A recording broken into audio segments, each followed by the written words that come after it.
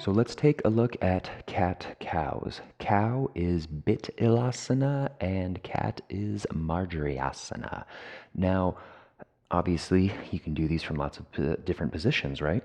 Hands on your knees and you round and you stick your belly out.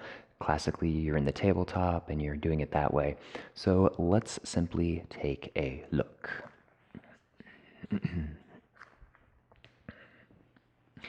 Now, first obviously is the tabletop, right? Shoulders stack above your wrists, knees stack above your hips. Fingertips spread very, very wide, just like you do in your down dog.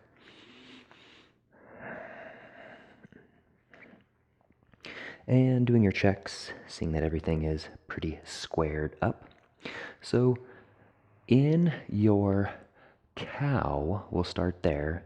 You drop your belly and then eye gaze lifts and comes up. So let's just hold right here. Let's talk about cow. Now, I think people do these postures too intense at first because they are so simple and basic. We think, okay, yeah, cat, cow, cat, cow, and it's like they're like rolling through it like, they're headbanging. But oftentimes these are kind of the very first postures you do in a yoga practice. And so think about being extremely gentle with yourself because you don't need to really push things right out of the get-go. If you're running a marathon and you start out sprinting, probably not going to finish the marathon, right? So specifically in your cow, shoulders kind of roll back and eye gaze lifts. And you want to, it's going to sound weird, but shine your heart. And it's not shining your heart towards the mat or, out in front of you. It's kind of like this crescent moon sort of shape, like shining your heart.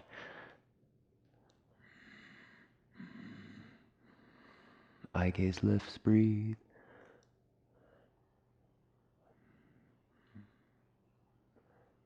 And come back to neutral. So here in your cows, it's interesting because we don't talk about these postures individually, right?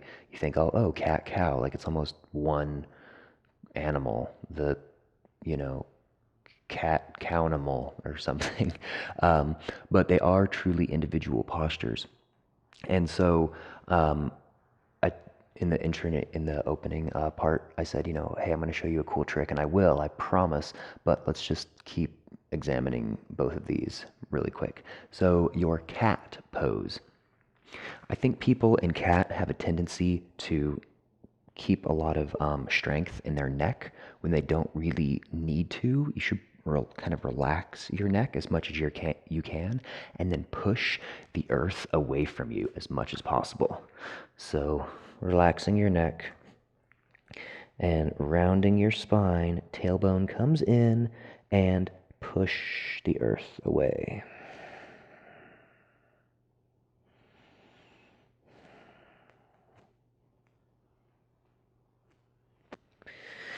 So we're getting into lots of body awareness here, right? Because when you push the earth away from you, the muscles that you use to push the earth away, you're going to have a tendency to kind of crunch your neck as well.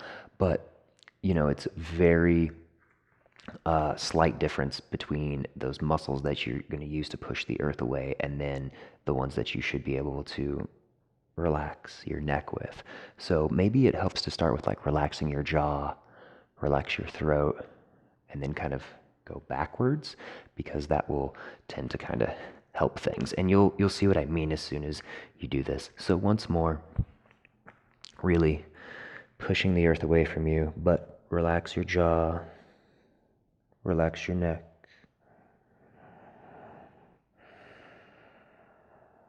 Tailbone comes in.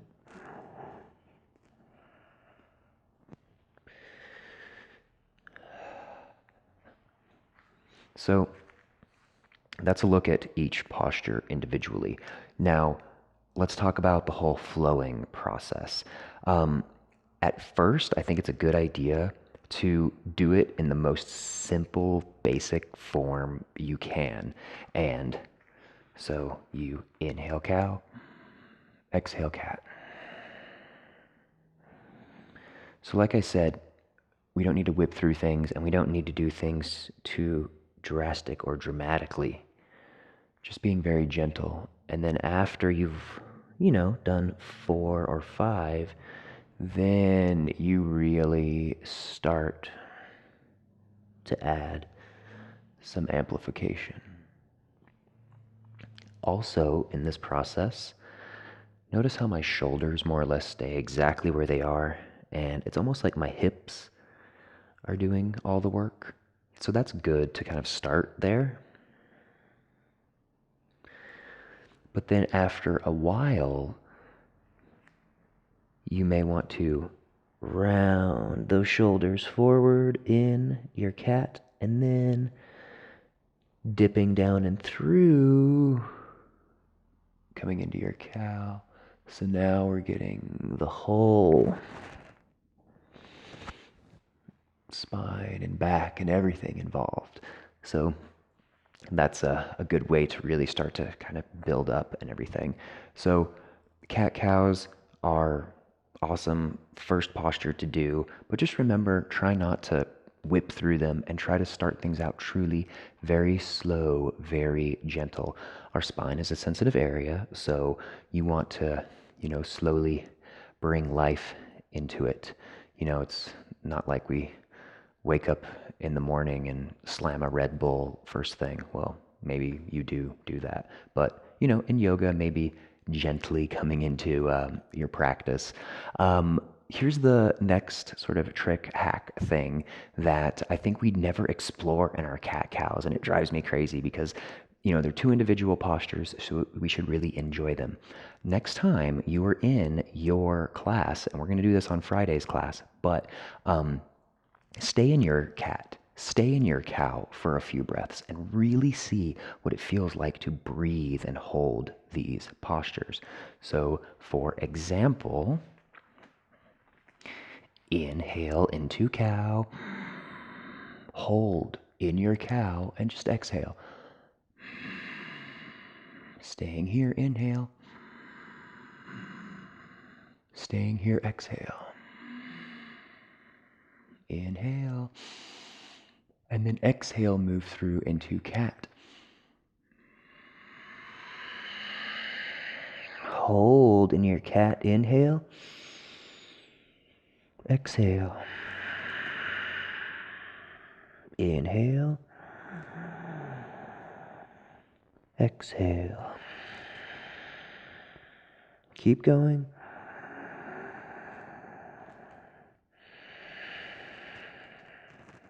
Coming back to neutral. So, I don't know about you, but that feels so good. It feels so amazing, especially in cat for me, because you really get to round and stretch out that top part of your back. And breathing into those areas as you do this, you really start to deepen in your cat and your cows, which is strange because we never think about deepening in cat cow, right? But try just holding one posture for a while, especially your cat, because you're really pushing the earth away and you're breathing into the posture, and you'll start to notice that your spine starts to round a little bit more each time. So that is our short and sweet episode on cat cows. Thank you so much. Comments below. Let me know what you think of cat cows. Please try holding your cat or cow for a few breaths and then shoot me a comment. Let me know what you think. Thank you all so much for being here. You are a magnificent human being. You are in the right place, capable and strong. From my heart to all of yours. Namaste.